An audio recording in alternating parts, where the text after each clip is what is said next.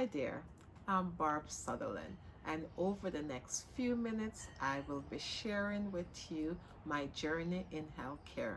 I'm so honored that you're taking the time, and I hope that you will be motivated and encouraged.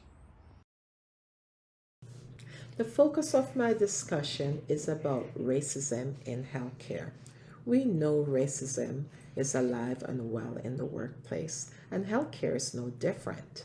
This graph is a recent survey done by the Black Canadian Healthcare Professional Association, and it shows almost 80% of blacks working in healthcare experience discrimination. Yet, I'm optimistic because society is finally paying attention because of George Floyd's death in the United States and sadly the discovery of many unmarked graves on residential school grounds this year. But we now have an opportunity to engage in meaningful conversation about racism. I want to share a couple quick stories of examples of racism that I encountered working on the front line. Being a visible minority in healthcare for many years came with challenges and rewards. Despite racial disparities and systemic racism that exists in healthcare, I never let these challenges stop me from being my best. One of my personal experience with racism in healthcare came about when I was working on the front line in ICU. At the start of my shift, I could always see the disappointment in the faces of the families when they discovered that I'm their loved one nurse for that day. However, it did not take long for me to persuade them with my excellent nursing care and going above and beyond. I took the time to introduce myself and explain everything that I was doing. These same families that were not too happy to receive me in the morning would be upset because my shift was ending and they did not want me to leave. Sometimes we experience discrimination based on society's expectation. Maybe these families would have been more at ease if I had a mop in my hand versus a stethoscope around my neck. No offense to our housekeeping staff because their roles are important in healthcare delivery. This is just an example of racial profiling that I experience. Now what? Influence the change you seek. Approach racism with dialogue and grace. Model the behavior you want to see. It's the same as treating others the way you want to be treated.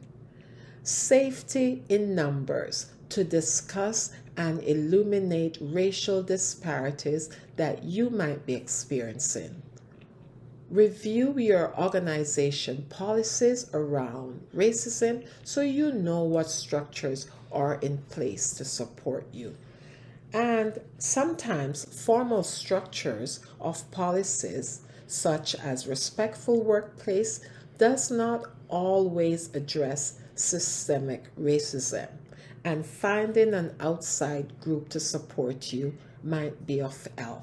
For example, the Black Canadian Healthcare Professional Association, which I'm a co founder, their mission statement is to provide advocacy and mentorship by building an interconnected network of healthcare professionals that will address racial disparities for Black healthcare providers and communities. You can find their information at the bottom of this slide. Strategies for success despite racism in healthcare. Finding a mentor was one of the most important thing I did that helped me to have a successful career in healthcare. A mentor will provide you with guidance, motivate you, and can offer you emotional support when needed. Also, you can explore career opportunities and identify needed resources. When you're looking for a mentor, start with someone that you admire and look up to, like a role model. Having a mentor throughout my career was the best thing I could have done for myself, and I'm forever grateful for the support and guidance I received from my mentor. The next the next thing is education. Education is the key to success. My mentor encouraged me to go back to school for my master's at 50 years old. So, no excuse. You are never too old to learn. Become a lifelong learner by adopting a learner mindset. Be open in learning new things. Opening up yourself to learning, you will have to consider giving up being the expert. I was once told that expertise is the enemy of learning. So now I do not value being the expert anymore. Rather, I am always open to learning. And yes, you can teach an old dog new tricks. Be positive.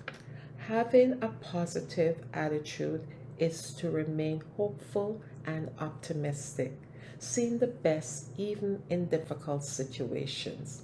There will be many difficult situations that you will come across, but always look for opportunities to learn and grow. In closing, there are three key points I want to leave with you that was pivotal to my success in healthcare. Remember, number one, find a mentor. Number two, education. Develop a learner mindset. Number three, having a positive attitude. And finally, always be kind and grateful because kindness and gratitude is food for your soul. Be blessed.